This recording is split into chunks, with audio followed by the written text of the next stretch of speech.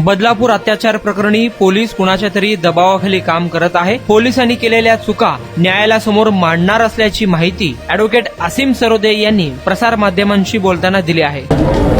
FIR जो दाखल झालेला आहे तिथपासून अनेक समस्या किंवा त्रुटी त्यातल्या FIR मधल्या या इथल्या सगळ्या वकिलांनी मांडलेल्या आहे। विशेषतः ॲडव्होकेट हरेश सरोदे, रेश्मा भोपी, प्रकाश जगताप, प्रियेश जाधव, आकाश बोईनवाड, AP पवार, ॲडव्होकेट संजय भोजने, हे सगळेच जण इथले वकील मोफत आपल्या सामाजिक जाणीवेमुळे विक्टीमच्या बाजूने उभे आहेत आणि त्यांना जो प्रतिसाद न्यायालयाचा आहे तो अत्यंत निराशाजनक आहे असं मला सर्वात पहिले सांगायला पाहिजे।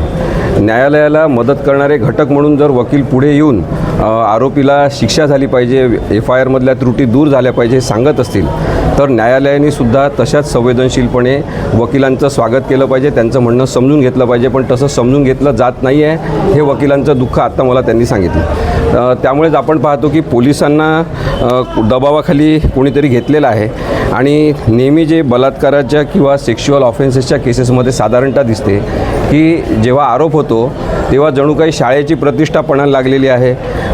राज्यभर हा विषय चर्चेचा झाल्यामुळे आता राज्य सरकारची प्रतिष्ठा महत्त्वाची झालेली आहे आणि त्या मुलीला न्याय मिळाला नाही तरी चालेल पण राज्याची प्रतिष्ठा राखली गेली पाहिजे, राज्य सरकारची प्रतिष्ठा राखली गेली पाहिजे। अशा पद्धतीने पोलिसांची कार्यपद्धती बदलताना दिसत आहे।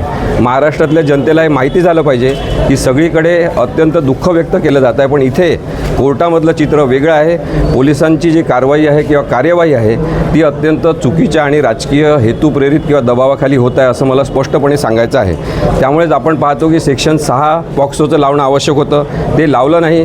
या सगळ्या वकिलांच्या टीमनी दबाव आणल्यानंतर न्यायालयामध्ये मागणी केल्यानंतर सेक्शन 6 आता लावण्यात आलेलं आहे। सेक्शन 9 लावलं पाहिजे पॉक्सोमधलं हे सुद्धा त्यांचं म्हणणं आहे, कारण की कस्टोडियल म्हणजे एका शाळेच्या ताब्यात असलेल्या मुलीवर अत्याचार झालेला आहे आणि हा अत्याचार अत्यंत वाईट प्रकारचा आहे। पोलिसांनी जो FIR लिहून घेतलेला आहे तिथे मुलगी क्रोनॉलॉजी सांगत होती असं तिची आई सांगते, परंतु बऱ्याचशा गोष्टी मुद्दाम गाळण्यात आलेल्या आहेत आणि त्यामुळे महाराष्ट्रामधली जनता जरी प्रक्षुब्ध झाली असेल आणि बंद पुकारलेला जो आहे तो रद्द झाला असेल तरी पण लोकांच्या मनात ही भावना आहे की मुलींना न्याय मिळाला पाहिजे आणि तसं जर चित्र इथे कोर्टामध्ये नसेल तर ते वाईट वाटण्यासारखी ती परिस्थिती आहे असं मला वाटतं।